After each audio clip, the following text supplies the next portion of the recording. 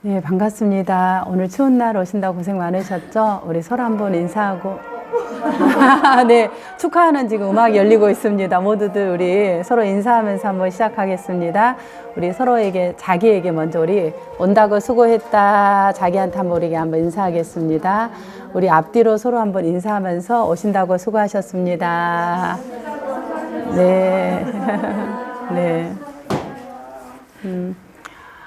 오늘 저희 초대를 받은 김영숙입니다. 저는 현재 그 안산, 용산에서 그 다리꿈 심리상담센터를 운영하고 있습니다. 거기에서 이제 아동 청소년을 직접 상담하고 또 가족도 상담하고 그리고 이렇게 이제 상담하고 있는 상담사들을 이렇게 잘 이렇게 교육하고 있는 또 일을 동시에 하고 있습니다. 그래서 현재 연세대학교 이제 개공 교수로 같이 이렇게 활동을 하고 있습니다. 오늘 어머니들을 만나 뵙게 되어서 반갑습니다.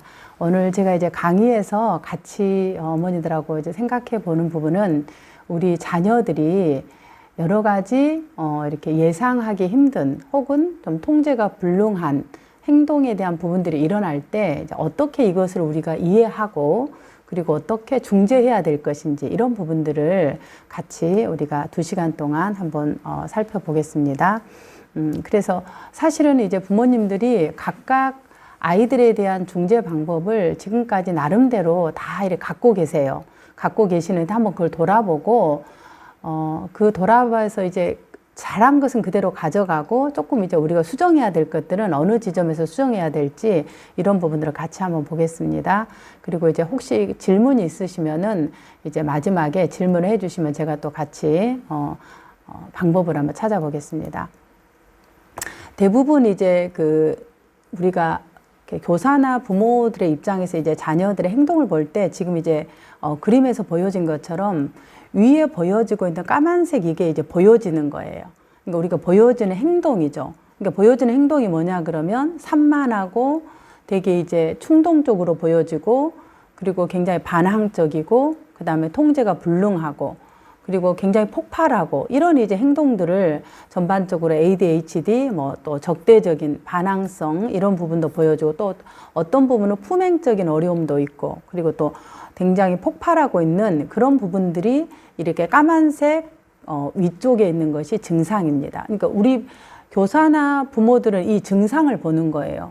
이렇게 증상을 보니까 얘들이 행동이 통제가 안 되고 폭발하는 것처럼 보여지고 그리고 또 반항하는 것처럼 보여지는 거죠.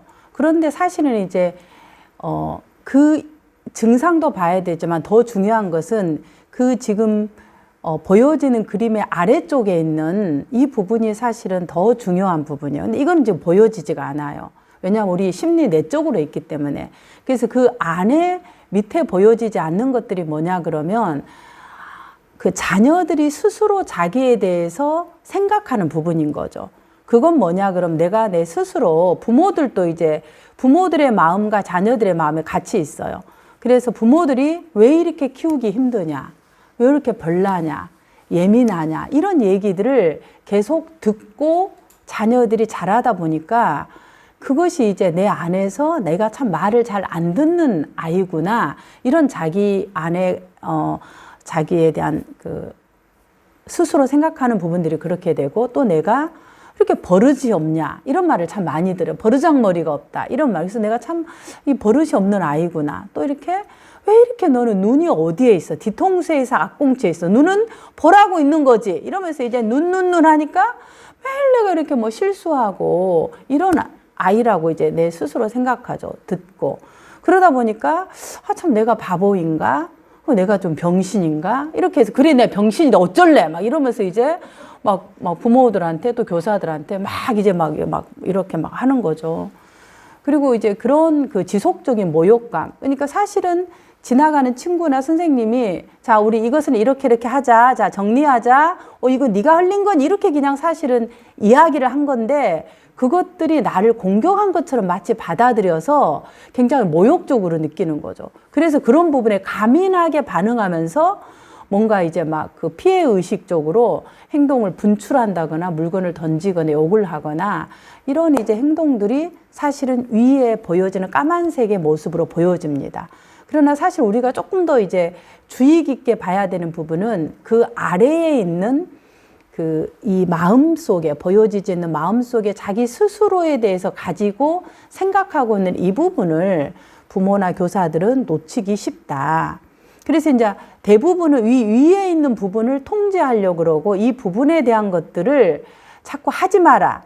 몇 번 말했냐? 기가 들었어, 안 들었어? 이런 이제 계속 반복된 이야기를 듣다 보니까 행동도 수정이 되어지지 않고 굉장히 자아는 바닥으로 떨어지면서 이제 어려운 이렇게 그 악순환의 그런 고리, 늪 이런 부분을 대부분 이제 부모님들도 경험하고 양육에.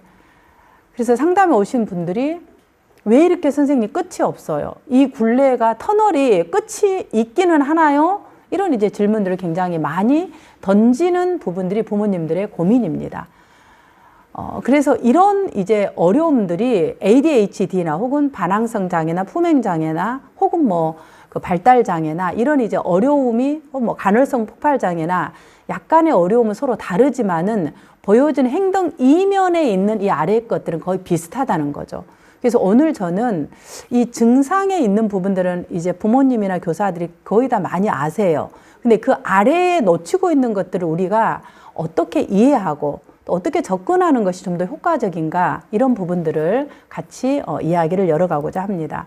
그러려면 어떻게 하냐 그럴 때 저는 이제 임상에서 많은 아이들을 봐요. 그리고 실제로 치료하기도 하고 또 그 상담사를 훈련하기도 할 때 그 공통적으로 하는 것들이 소통이 중요하다는 거죠. 소통이 되면은 저는 접점이 된다 이렇게 봐요. 그럼 그 소통에 여러 방법이 있는데 오늘 제가 말씀드리고 하는 것은 패스 원리로 소통해라. 패스라는 것은 우리가 패스 하잖아요. 넘어가, 통과 이런 이제 그런 쉬운 말로 이제 그렇게 한번 찾아보고자 합니다. 자, 부모들의 이제 제가 상담을 했을 때 현장에서 부모들을 만날 때 가장 부모들이 고민이 되는 게 뭐냐 그럴 때 아이를 잘 키우고 싶어요. 그런데 잘 키우고 싶은데 사랑하고 양육을 잘하려고 하는 마음은 세상에서 두 번째로 가면 서러울 정도로 가장 크세요. 우주만큼. 그런데 이 부분들이 자기가 생각하는 이 마음만큼 잘 안 되는 거죠. 부분들. 그래서 사실은 이제 자녀하고 나이가 더 들수록 이 소통이 안 돼서 벽이 생기는 것처럼 느껴져요. 그리고 얘기를 해도 막혀 있다라는 느낌의 이야기들 아까 말한 것처럼 증상이 다르지만 모든 부모님들이 공통적으로 말이나 좀 통했으면 좋겠다 이런 이야기를 합니다.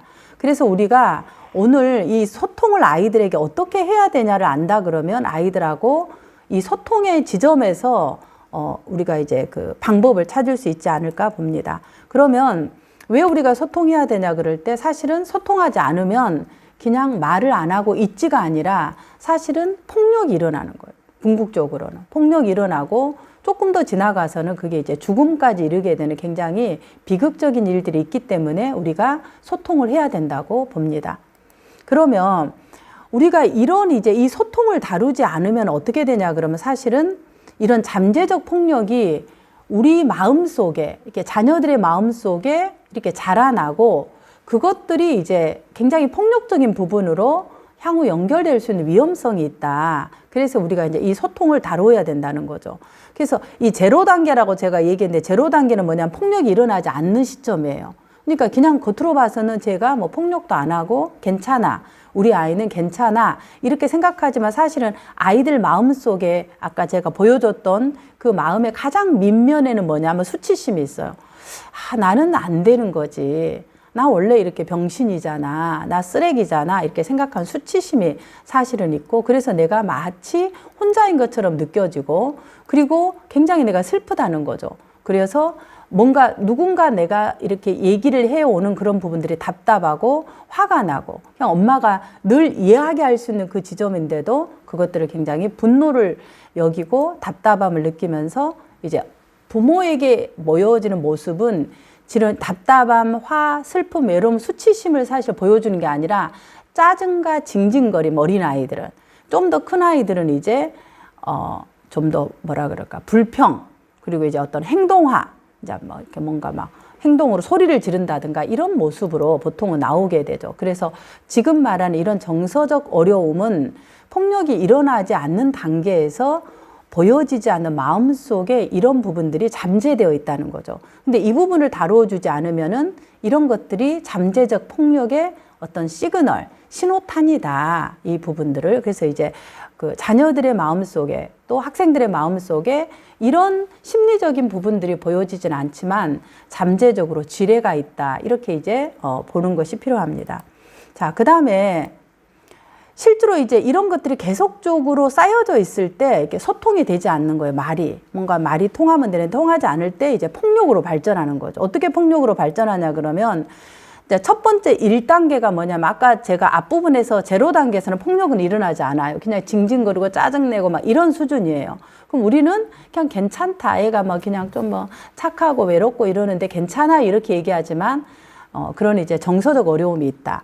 그리고 이제 1단계란 것은 뭐냐면 가정에서 왕따를 시키는 거예요. 그래서 제가 갔다라고 했습니다. 제가 이거는 앞으로 이제 책에 쓸 내용인데 학교에서는 왕따를 하지만 가정에서 무슨 따돌림이 있냐 그러는데 제가 볼 때는 이 왕따의 시조가 어디냐 봤을 때 갔다 같아요. 무슨 갔다에서 있냐 그러면은 지금 웃으신 분들은 뭐 동의하니까 우리 집에도 갔다가 있는지 한번 보셔야 될 거예요. 그러니까 뭔가 마음에 들지 않으면은 직접적으로 너가 이런 행동하면 엄마가 화가 나지. 자, 이거 치우고 하자. 이래야 되는데 마음에 안 든 사람들 괘씸죄가 있어서 걔를 제외시켜버리고 말 잘 듣는 사람으로 이렇게 그룹을 지어서 피자를 먹거나 용돈 안 줘버리거나 이렇게 해서 약간 이렇게 소외를 시키는 거. 이제 그런 것들이 암암리의 가정에 갔다가 있어요. 그래서 내가 아이들을 상담해보다 보면은 너무 분노가 많은 거예요. 막 그 부모에 대해서 제가 집단 상담을 하거나 가족 상담하고 개인 상담할 때마다 이 아이들은 어들이든 공통적으로 나오는 그 분노가 뭐냐 그러면 엄마가 나를 이렇게 소외시켰다. 아빠가 나를 소외시켰다. 오빠만 대접해주고 아니면 또 뭐 언니만 대접해주고 동생만 대접해주고 그런 이제 이 가따에 대한 부분들이 1단계 폭력 단계예요. 그러니까 저는 때린 적이 없어요. 우리 집은 이렇게 얘기하지만 사실은 이렇게 괘씸죄를 발동해서 딸을 시켰다면 사실 1단계 폭력을 하고 있다. 이렇게 이제 본인을 봐도 될 것 같아요. 그러면 이가 보여진 게 뭐냐면 마음에 안 들면은 때리지는 않지만은 아이들의 얘기로 보면은 그 부모의 눈빛이 자기를 64개의 눈빛을 항상 자기를 따라다닌대. 그 눈빛이 무섭다 해서 어떤 눈빛이냐면 그려봐라 그러면 째려본 눈빛. 그 다음에 한숨 쉬면서 한심하다 이런 표정들. 사실 이제 이것도 사실은 정서적인 폭력이에요. 2단계. 3단계는 이제 별명을 부르는 거예요. 아유, 이게 너는 그냥 먹는 것만 이렇게 이게 발달해갖고 먹돌이 뭐 이렇게 별명을 부르는 거죠. 이제 저는 어렸을 때 지금은 조금 많이 기름이 빠져서 이 지방이 빠져서 그래서 눈이 조금 보이긴 했는데 어렸을 때는 저보고 눈 좀 떠라. 그러면서 이렇게 뭐 뱁새 눈, 단추구멍, 그다음에 뭐 짭새 이렇게 이제 뭐 별명을 하고 제가 뒷꽁치가 이렇게 튀어나왔어요. 앞에 입도 튀어나왔어요. 그래서 앞뒤꽁치 육절리 막 이러면서 막 저를 놀렸어요. 그러니까 이제 어른들은 그냥 이렇게 약간 재미로 얘기한 거지만 사실은 그런 것들이 굉장히 이제 그 별명을 부르는 것들이 아이들에게 굉장히 폭력적이라는 거죠. 부분들에 대해서. 4번째 모욕적 언행. 그 다음에 5단계 폭력이 뭐냐면 이제 노골적으로 따돌리는 거야. 노골적. 집에 들어오지 마! 그렇게 하면서 막 괴롭히고 이런 부분들. 그리고 이제 뭐 부모들이 화가 나면은 막 볼펜으로 막 이렇게 막 콕콕 막 쪼시는 부모도 있고 여러 가지 형태로 있습니다. 이건 제가 굳이 열거하지 않아도 아마 우리 안에 많이 있을 것이라고 봅니다. 그리고 위협적인 언행, 협박. 실제로 이제 막 너무 화가 나니까 이 분노를 참지 못해서 막 아이를 막 이렇게 밀치거나 그리고 또 아주 어릴 때 많이 그러죠. 위협적인 언행을 하는 거죠. 그 다음에 이제 7단계가 물건을 던지고 이제 참을 수 없으니까 반복적으로 일어나니까 그리고 신체적 폭력들을 하면서 이제 도구를 사용하는 거죠.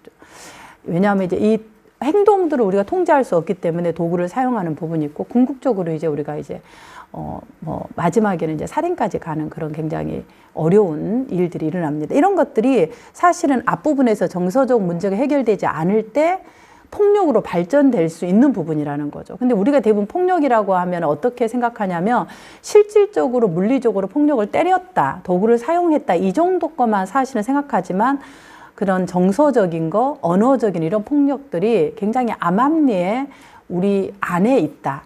이렇게 자녀들과 관계 속에서 우리 안에 있다. 왜 그러냐면 자녀를 잘 키우고 싶은 마음이 있기 때문에 이 이제 마음 속에서 그런 에너지가 이제 이 폭력으로 이렇게 이제 발전될 수 있다.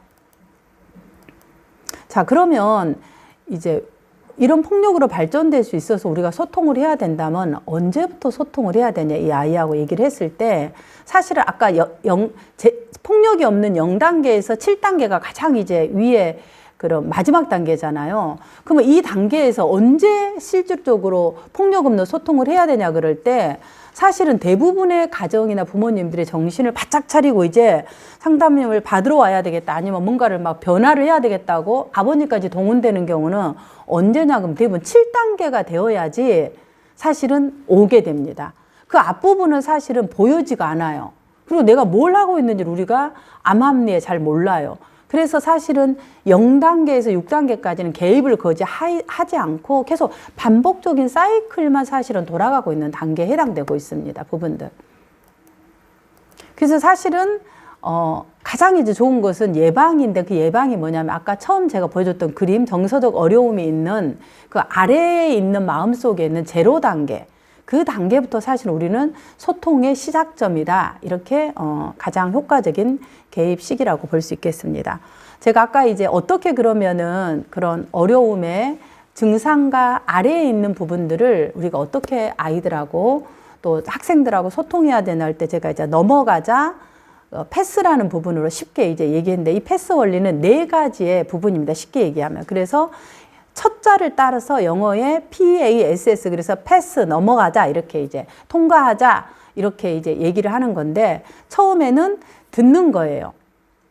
P passionate를 listening 그래서 어떻게 듣냐 그러면 내가 자녀에 대한 편견을 내려놓고 듣자 이거예요.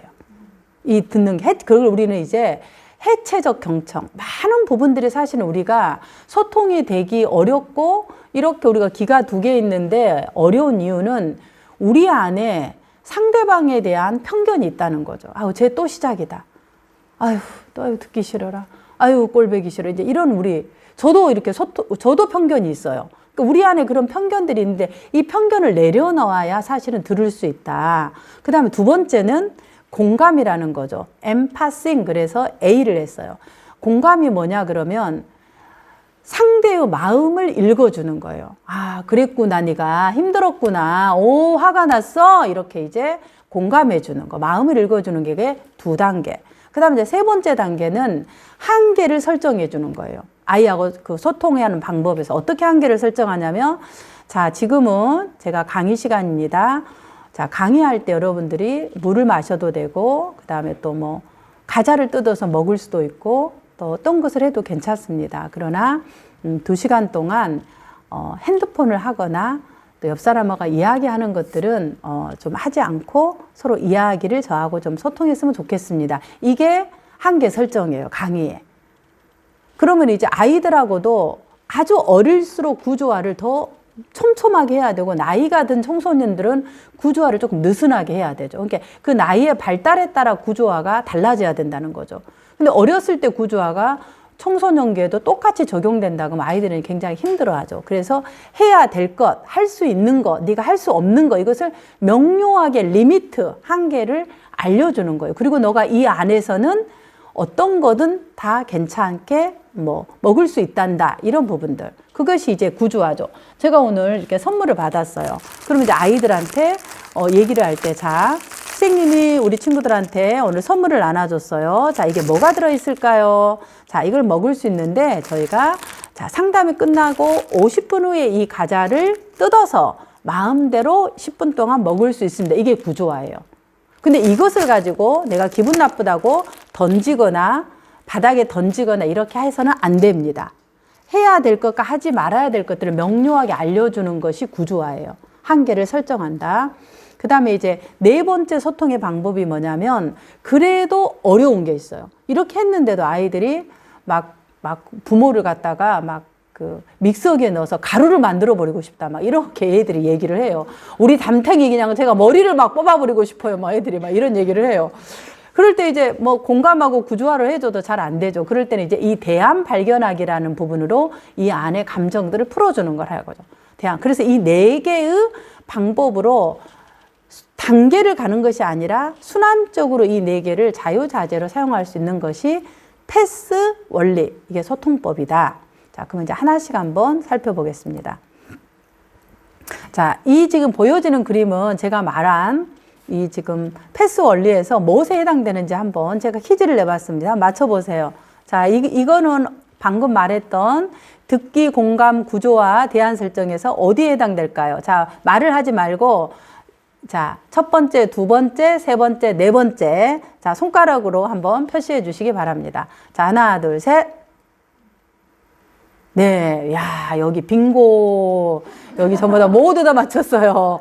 그러니까 이제 이 말은 우리 오늘 참여하신 부모님들이 듣기를 잘 하실 수 있다라는 말이에요. 지금 이 부분은 뭔가요? 그림에서 보면은 잘 들을 수 있고 뭔가 교통하려고 보여지는 거죠. 그럼 어떻게 이렇게 그림처럼 우리가 듣기를 할 수 있나 본다면은 첫 번째 이제 듣기 방법은 이 듣기는 아까 우리가 두 번째가 감정이라고 했잖아요. 공감을 하려면 얘가 지금 아까 우리 아래에 있는 마음들, 얘가 어떤 마음에 있나의 마음의 내비게이션으로 위치를 알아야 돼요. 우리가 뭔가 운전을 하러 갈 때도 내비게이션으로 자, 여기서 안산에서 용산까지 가려면 어떤 길로 가야 돼? 내비게이션을 틀어주면은 우리를 따라가듯이, 길을 따라가듯이 우리가 아이의 마음을 알려면 아이가 지금 심리적으로 어떤 지점에 알아야지 공감을 한다는 거죠. 그러면 그걸 하려면 뭐 해야 되냐면 첫 번째, 잘 들어야 된다는 거죠. 그래서 잘 들어야 되는 이유는 내가 아이하고 소통하기 위해서 지금 이 아이가 심리적으로 어느 위치에 있나를 알아차리는 단계다. 그 다음에 이 듣는다는 게 얼마나 중요하냐 그러면 대부분의 이제 아이들이 와서 이제 아까 말한 것처럼 막 믹서기에 넣어버리고 싶어요. 막 쓰레기에다 아주 막 그냥 이렇게 막 차로 막 매달려서 그냥 아버지를 버려버리고 싶어요. 막 이런 얘기를 해요. 그리고 아버지를 그냥 개차반을 만들어버리고 싶어. 이런 얘기를 하거든요. 그럼 어떤 것이 너가 그렇게 화가 날까? 이렇게 이제 물어볼 때 아이들이 뭔 얘기를 하냐면 사건은 다르지만 공통적으로 얘기하고 있는 그 내용이 뭐냐 그러면 나를 무시했다는 거예요. 5살에도 그렇고 6살, 7살부터 20살, 30살, 50살까지 모두 다 공통적으로 나오는 이야기는 나를 무시했다. 그럼 너를 무시했다라는 걸 어떻게 하라 그러면 나를 쓰레기 취급했다. 그럼 너가 쓰레기 취급했다는 증거가 있니? 그러면은 내 존재를 무시했다. 내가 말하면요 안 들어요. 그래서 몇 번 알았어? 나 물건으로 취급해요. 이렇게 하면서 나를 안 듣는다는 거에서 존재를 인정하지 않는다. 그래서 이제 제가 부모님들에게 또 상담사들에게 훈련을 할 때 부모 교육을 할 때 첫 번째 뭘 하냐 그러면 가족 상담할 때 듣게끔 해요. 아이들 일을. 오늘 어머니, 아버님 일단은 여기서 아이들이 얘기하는 것을 한번 들어보고 그 다음에 얘기를 할게요. 그래서 듣도록 하는 거죠. 그러면 이제 들을 때 아이들이 내 존재가 인정되는 것들을 경험하는 거예요. 그래서 사실은 부모님들이 아이들하고 다른 것들의 행동을 이제 뭐 통제하는 것도 중요하지만 더 중요한 것은 내가 인간으로서 내가 존중받는다는 걸 느껴야 돼. 그것에 가장 방법이 많지만은 쉽게 할 수 있는 것이 들어주는 거예요. 그럼 듣지 않으면 뭐냐고 아까 말한 것처럼 존재를 무시하는 행동이라 그래요. 그래서 막 분노가 일어나서 막 이렇게 폭력이 일어나는 거죠. 그래서 이제 아이들은 학교 폭력으로 이렇게 많이 신고되지만 어른들은 가정 폭력으로 이렇게 이제 상담에 오게 되잖아요. 그럴 때 이야기를 들어보면 그렇게 순한 양처럼 있는 사람들이 막 폭력을 해요. 그러면 이제 물어볼 때 무엇이 우리 그 다인님으로 하여금 그렇게 안에 분노가 나오도록 불이 붙은 지점이 뭘까요? 이렇게 물어보면은 나를 무시했다라는 거야. 그러면 당신은 다인님은 배우자의 어떤 부분이 당신을 무시했다고 느끼실까요? 그러면은 이 말한 것처럼 나라는 존재 자체를 아주 그냥 깡 무시했다. 아이들 앞에서 나를 깎아내렸다. 뭐 여러 가지 이야기들을 해요. 그래서 참을 수 없어서 물건을 던지고 폭력을 하고 뭐 이런 이제 파괴성들을 부추기게 되는 거죠. 뭐가? 존재를 무시하는 행동들이. 그래서 사실은 이제 학교 폭력도 학교 폭력이 있는 피해자, 가해자들이 이제 상담실에 많이 의뢰돼요. 왜냐하면은 저희가 이제 경기도 교육청 산하 이제 그 피해자, 가해자, 뭐 상담센터, 또 교사, 교권 이렇게 이제 그 심리지원센터로 지정되어 있기 때문에 이제 많은 이제 내담자들이 와서 얘기할 때 공통적인 얘기들이 다 그래요. 폭력에 대한 부분에 나를 무시해서 그렇다. 이런 부분들. 자, 그럼 이제 왜 우리가 들어줘야 되냐 그럴 때 들으면은 사실은 내가 뭐냐면은 우리가 이제 말로 사실은 내가 듣는다고 하지만 사실을 볼 때는 우리가 몸으로도 이야기를 합니다. 그래서 사실은 온몸으로 듣는 게 중요해요. 그러니까 이제 아이들이 뭔가 얘기하라 그럴 때 저는 그러면 부모가 너 이야기를 듣는다라는 것을 너가 어떻게 하면은 너 존재를 무시하지 않는다는 걸 알 수 있니? 이렇게 이제 물어봐요. 그러면은 내가 듣는 것들을 그러니까 잘 들어주면 된다 그래요. 그러면 이 잘이라는 게 서로가 모호하기 때문에 그러면 너가 잘 듣는다라는 걸 어떻게 알 수 있어? 그죠? 아주 구체적으로 물어보죠. 그럼 뭐라고 하냐? 그럼 아이들이 내가 말할 때 딴짓을 하지 말기 이렇게. 딴짓이라는 것은 막 텔레비 보면서 게임하면서 그래서 뭐 이제 이렇게 얘기한다는 거죠. 그래서 이제 온몸으로 듣는 거. 그래서 이제 아이들은 되게 이제 그 자기 눈을 마주치고 이렇게 관심 있게 들어주기를 특히 어린아이일수록 더 그러는 거죠. 근데 우리가 그럴 수가 없잖아, 현실에. 우리가 매일 이렇게 고개를 숙이고 뭐 이렇게 귀를 기울이고 할 수가 없어요, 현실에. 뒤에서 이제 구조화해서 알려주겠지만 그럼 어떻게 해야 되냐 그러면 그때는 어떻게 하면 좋을까 그러면 알려주라 그래. 뭐라고 알려줘? 엄마가 지금 아니면 선생님이 지금 저도 그래요. 내가 지금 이야기를 하는데 너 눈을 보고 말할 수가 없는데 그냥 내가 움직이면서 네 말을 들어도 괜찮겠니? 이렇게 물어봐요. 내가 뭔 일을 해야 되는데 막 엄마 뭐 얘기하고 또 선생님 뭐 얘기하면은 내가 막 지금 이걸 처리를 해야 되는데 얘는 달려오는 거야. 그렇다고 내가 스톱하고 갈 수는 없잖아요. 그럴 때는 아까 말한 구조화. 지금 내가 너를 눈을 보고 이야기를 들을 수 없는데 괜찮을까? 내가 근데 뭔가 움직여야 되는데 그냥 움직고 내가 들어도 괜찮을까? 이렇게 물으면 괜찮아요. 그러면 이제 이 얘기를 나는 이제 듣고 그랬어? 이렇게 하면 그러면 괜찮아져요. 그래서 이 듣는다는 것의 효과는 실제로 우리가 눈을 보고 몸으로도 듣는 것도 중요하지만 더 중요한 거는 내가 할 수 없을 때는 지금 내가 이런 상태다라고 알려주는 것이 아이들은 내가 무시받지 않는다라고 느끼는 거죠. 이게 아이라는 게 이제 뭐 부모들이 오셨으니까 자녀지만은 어른도 사실은 아기예요. 제가 볼 때는.